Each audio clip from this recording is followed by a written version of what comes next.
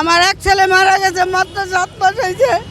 আরেক ছেলেরও মাইরা ফেলাইতে চাইছে। আমার স্বামী হাড়ের অপারেশন, বুকের মধ্যে ঘুষি দিছে। আমার স্বামী অজ্ঞানে পড়ে গেছে। আইয়ুব আলী আমাদের কাছে প্রথম হাসিনা পলানের সাথে 5 লাখ টাকা দাবি করে। এই 5 লাখ টাকা না দেওয়াতে আইয়ুব আলী আজ আমার স্বামী, সন্তান এবং কি আমারও মিথ্যা মামলা জড়িত। মায়ের দূর আমার গোডাউনে 3 বার আসছে মারতে আমাদেরকে। আপনারা সাক্ষী লন। তারপর ওদিন কুঠে মোনালিসা হেভি ফ্লো 15 পিস প্যাকেটের সাথে 8 পিসের একটি প্যাকেট একদম ফ্রি। আমার স্বামীকে মেরে, আমাকে মেরে দেখেন আমার চিহ্নগুলি। আমার ছেলেকে মাইরা লেতে ছিল চাপা দিয়া, গাড়ি চাপা দিয়া। এখন আইসিওতে আমার ওরা ভর্তি। আমার এক ছেলে মারা গেছে, মাত্র 7 মাস হয়েছে।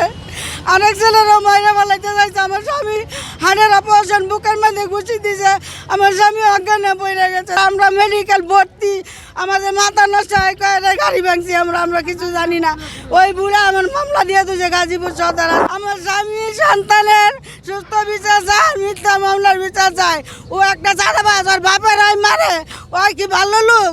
ওই সন্ত্রাসী। আপনারা খবর লইয়া দেন সবার কাছে। জেলখানে থাকছে এমপি মাটার আসামি, ওইখানেও চাঁদাবাজি করছে। তাহলে আমরা সবাই অতিষ্ঠ,